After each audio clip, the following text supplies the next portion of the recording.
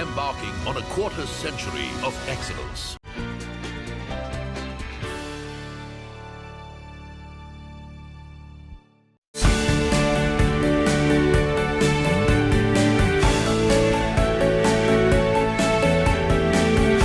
Pharmeasy, once a darling of the startup world, has had a rough ride in the past 2 years. The company, once valued at $5.6 billion, saw a rapid close to 90% fall in valuations, mainly due to high debt taken on to fund the Thyrocare acquisition in conjunction with the funding winter that held back its IPO plans.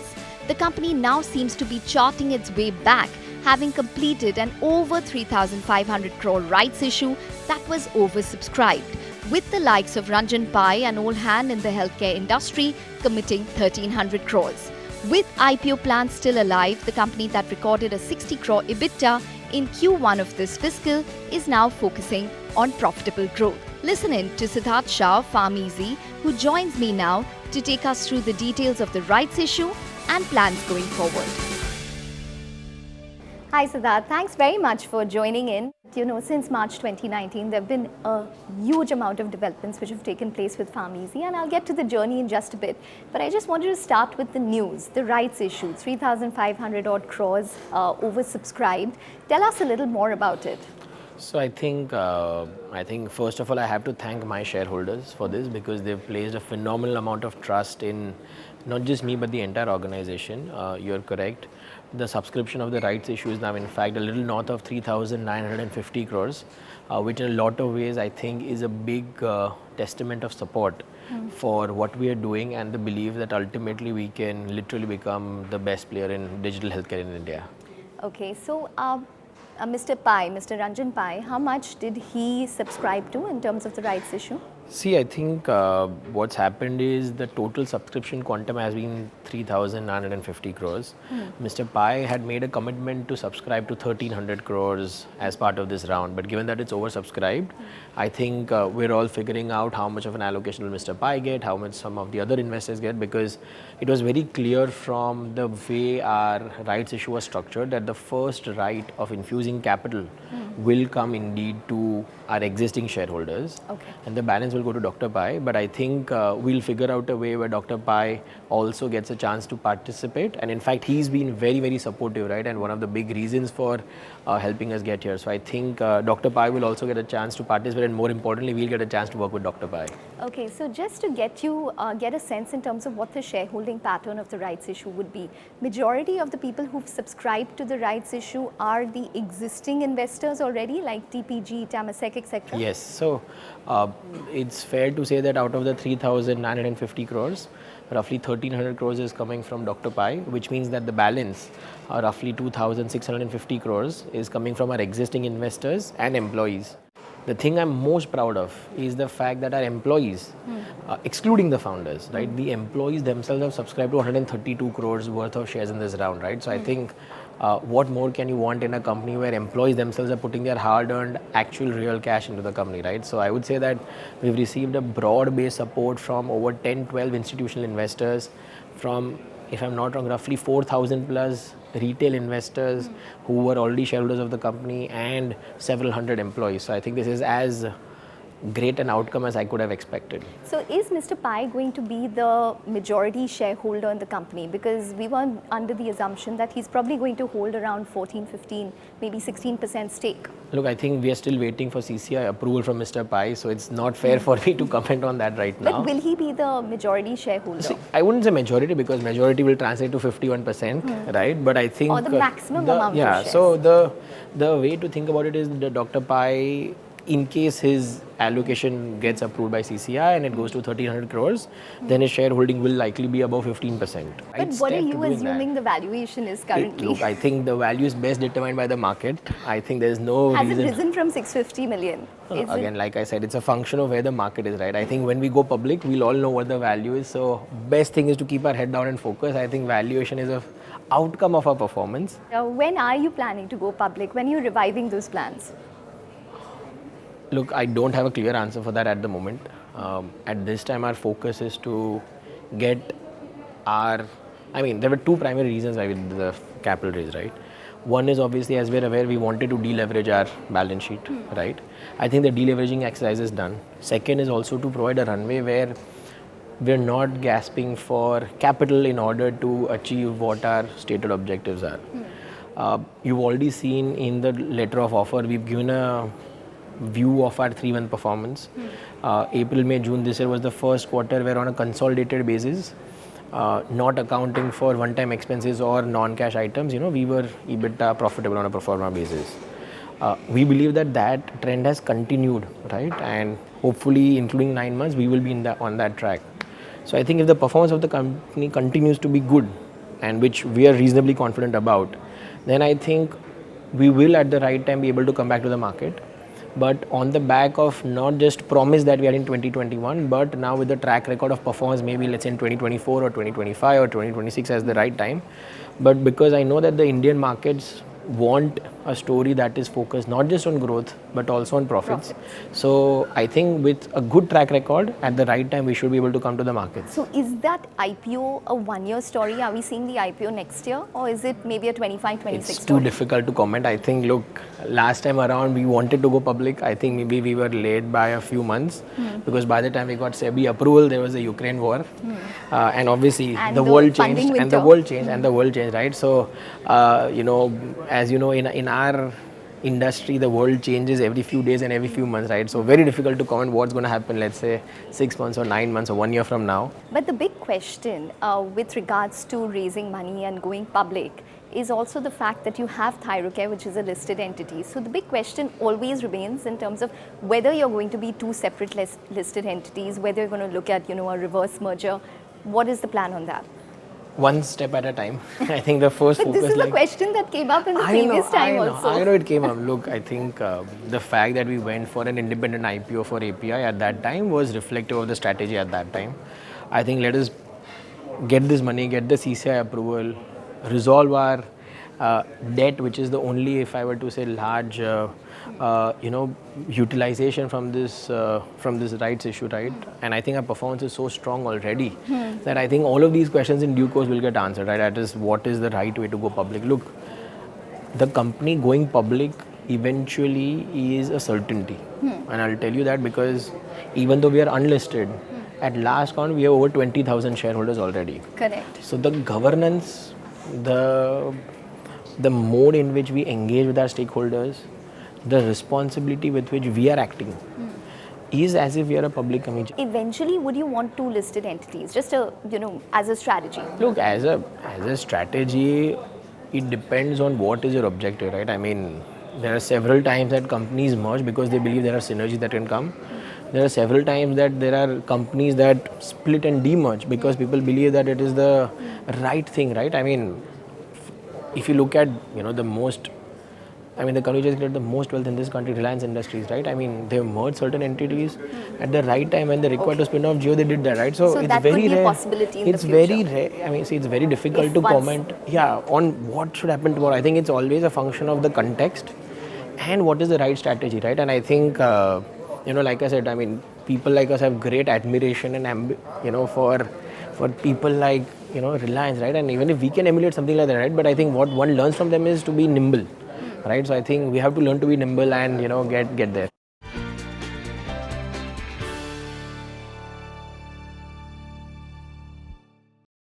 One of the things about Thyrocare is that you all have reduced the amount of revenue that you all are contributing to Thyrocare, and one of the reasons is because of the heavy amount of discounting which is probably reduced in the online pharmacy space.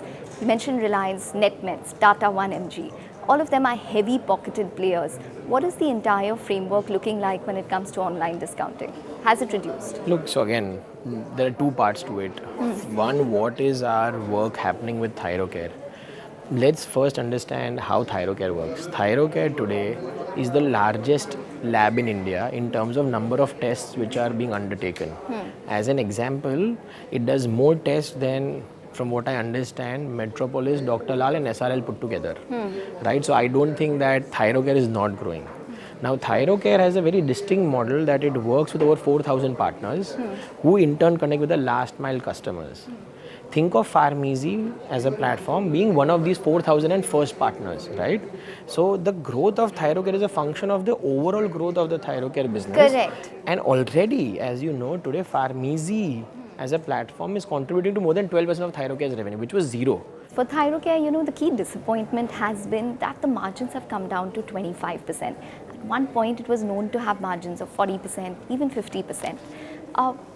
When does it probably get back to its peak margins, if that's the plan? So let me break that again. I think the right person to answer the questions on Thyrocare is Rahul, because he's the MD and CEO. But from in the capacity, let's say, of the MD of the largest shareholder of the company, all I can say is that Thyrocare's consistent EBITDA margins were in the 30% range, right? At the time of COVID, these margins expanded to 40%. But if you look at the margins, that is true for all diagnostic chains, right? There was a spike during the times of COVID, and then it's normalized. Even today, if you look at our cash EBITDA margin, it's actually 29%. There is a 4% ESOP charge, which is maybe the right accounting policy, but it's a non-cash ESOP charge which is added. Because, for example, Rahul has ESOPs at API. Yeah. Those ESOPs get charged to Thyrocare's P&L. So neither are Thyrocare shareholders actually getting diluted, because ESOPs are at API, not at Thyrocare. Nor are they paying any transfer pricing to API, right? But because of accounting policies, because Rahul spends his time at Thyrocare, right, those get charged as a non-cash item. So there is no transfer of cash, there is no dilution of shares, and that's roughly 4 to 5%. So if you look at our cash EBITDA margins, we are already at 29%, and I think Rahul's done reasonably good job in explaining this to people, but I am just using your medium to explain to people that Thyrocare's performance is phenomenal. It's still in the 29% EBITDA range, and this is the ground reality. I know, but the share is flat on a year-to-date basis. The share is down 53% from the time, you made that purchase in July 2021 or June 2021. In any case, even the revenue is not as good as, say, peers such as Dr. Lal's. That's my point about Thyrocare, that the overall performance, when do you expect it to probably get back to? If you look at the non-COVID revenue, if I'm not wrong, and you look at the last 2 years, I would say in percentage terms, exclude the acquisition that Dr. Lal made of Suburban, my understanding is that Thyrocare is right up there in terms of the growth numbers, right? So again, I do understand that share price has to be a reflection of performance. There are various factors. I think people at some point of time were worried that what will happen to Thyrocare if there is some problem with API, and therefore there was skepticism. I do hope that once people do realize that all of the challenges at API level are taken care of, the share price of Thyrocare will reflect the phenomenal performance and the work that Rahul and his team have undertaken at Thyrocare. So this 100% promoter pledge that you have for Thyrocare, that goes away because your debt is going to be repaid? So when the debt gets repaid, that will get away. So it'll go from 100% to 0%? When the debt gets fully repaid, obviously. And what's the timeline for that? It's happening in a staggered manner, right? I am not at liberty to disclose those, but I can tell you that we have reasonable or more cash cover. So what we're doing is Goldman's money was taken through issue of NCDs, which were in 2 different bonds. One bond gets repaid immediately, the other bond gets repaid within 12 months, right, ideally. So we're figuring those details out, but upon full repayment of the bonds, the pledge goes away, right? And I think we have reasonable cash cover to ensure that bonds get repaid, and companies in a very comfortable position through all of the various access to capital that it has to repay these bonds, right? So API Holdings, the current debt on books is currently the Goldman Sachs debt. That's right. Of around 285 million. Roughly, yes. Okay, so once that's paid, you become a net cash company. What will the rest of the cash be used for? No, so we are going to use the rest of the cash. We need to consolidate some of our minority shareholders and minority shareholdings for that, and then the rest for growth of the company. And growth would mean? So, just regular business growth, right? Acquisitions? No, we're not looking at any acquisitions at this point of time, but I do believe that as we continue to invest in, the company's resources, technology, that is what will require some part of the cash. Would you consolidate operations, maybe sell off a certain business which is not profitable? At this point of time, we don't believe that we're going to be looking at selling off any part of the business. There are certain parts of the business where we'll have to work a little harder, but we have a lot of faith in all our lines of business, and I think these will all turn out really well over a period of time. Okay, now coming to the EBITDA of 60 crores for API Holdings, what do you think you could probably end the year with? again, I don't want to make any forward projections because Triple digits.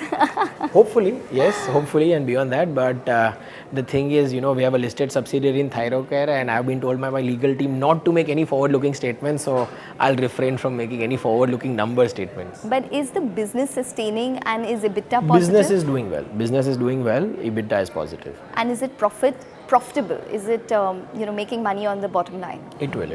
Eventually. It will. Yes. Okay.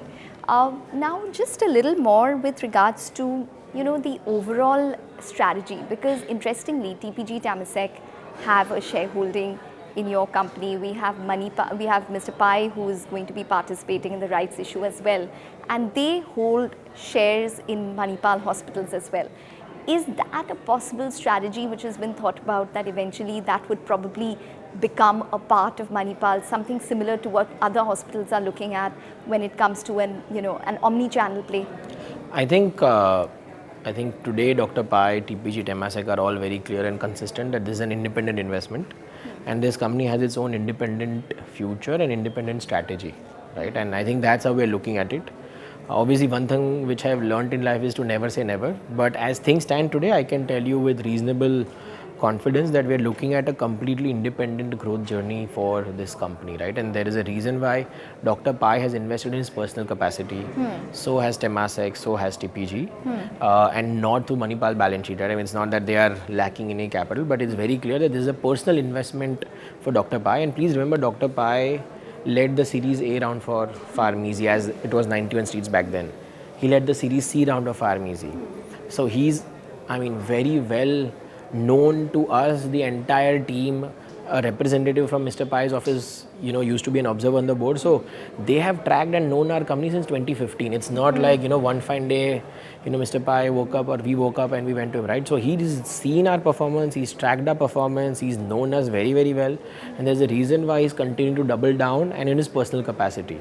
And please also, I'm sure you'll know that Temasek and TPG also have been our shareholders since 2021, right? So it's not like a new thing where somebody's trying to do a backdoor entry or things like that. In terms of valuations, what's the target in mind? $5.6 billion or $9 billion, which was the IPO amount? There was no price first that we had put for the IPO. Aspiration has to be $100 billion, right? Why $1 or $2 billion, right? We'll get to that. I think, look, we are all just 35. At least me and my other co-founders, and our entire team, right, is really been with us through all the thick and thin, right? And we have, phenomenal folks, right? Our CFO Yatharth has left a phenomenally well-paying job in Singapore and relocated over here because he truly believes in the value of the company.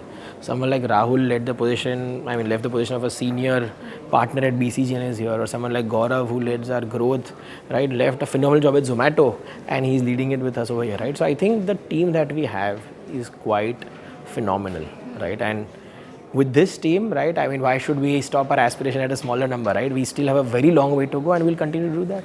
Okay, quickly, just before we, wrap up, I wanted your thoughts on the entire startup space. We've heard about Byju's, but separately, it's just been a funding winter for us. 2023 hasn't been that successful for the entire industry. I think I wouldn't want to comment on any one specific company. I can only say that so many startups today are phenomenally well run, phenomenally well governed. The founders have their mind at the right places. I think it's a realization for all of us that along with growth, we also need to focus on profitability. And I think that is the mantra which I am seeing most of my other fellow founders or CEOs in startups talk. If you look at 2021, the mantra was growth because that is what they thought will create value. The focus right now is profits. But in all of this, I think the biggest focus of Indian startups still continues to be the fact that there is no other place in the world, in my opinion, where you have an app to get done of anything and everything, right? Today, the service quality, the affordability of getting things done in this country is just outstanding, literally, right? From getting your shoes to getting your clothes to getting decked up to your electronics to car, what is it that in this country you cannot do, right? From paying 1 paisa to 1 crore rupees. I still think that the best digital ecosystem is in this country. And a couple of years of tough times will only make all of us turn out to be better, right? So I'm an eternal optimist, and maybe all entrepreneurs are. But I do think that along with consumer delight and being eternally optimist, I think now all founders are realizing that profits are also as important, if not more, or in fact much more important than just growth. And I think we're all recalibrating to that, right? So there is, everybody's recalibrating. I think it'll happen in a good way. Okay, all right. Siddharth, it's been a pleasure. Thank you very much for joining in and talking to CNBC TV18. Thank you so much. Thanks. Ekta.